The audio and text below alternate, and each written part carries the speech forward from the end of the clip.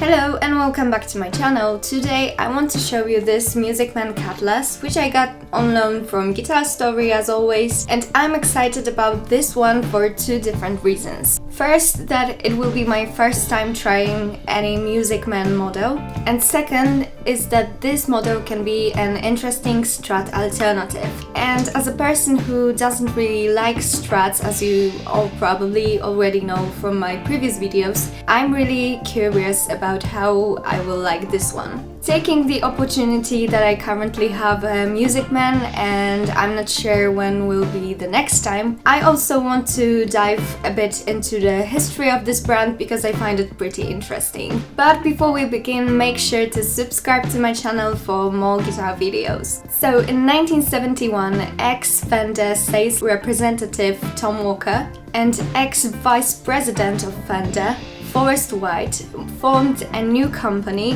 which they called Trisonics Incorporated. They approached Leo Fender for some financial help in the founding. Because of a 10-year non-compete clause in the 1965 contract that sold the Fender companies to the CBS, Leo Fender could only become a silent partner. Fender wasn't really fond of the corporate names, so they renamed it and they finally settled on MAN in January 1974.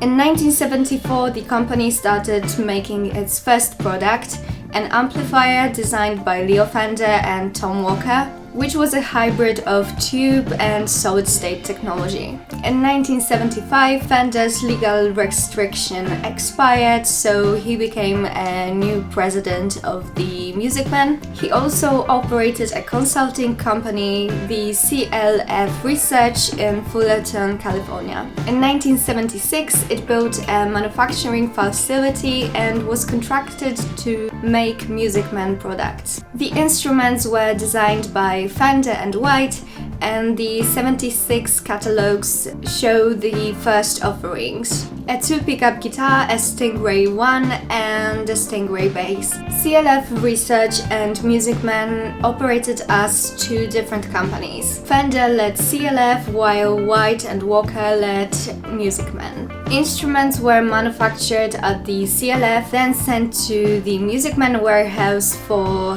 inspection and testing. However, some issues with fibers and the finish led MAN's inspectors to reject many instruments, sending them back to CLF for refinishing. Because MAN only paid CLF after the finishes met the standards, some tensions arose between those two companies over the payment. In November 1979, ties were cut with Leo Fender, and Fender formed another company, the G&L Instruments. Then, as keyboards and synthesizers were becoming more and more popular, MAN started to struggle to sell their products. They tried new finishes and ideas, but sales remained low, causing financial problems. Eventually, they sold the company to Anybo in March 1984 to keep it running. With strong financial support from Anybo, MAN guitars flourished in the 80s, and today, under the Anybo name,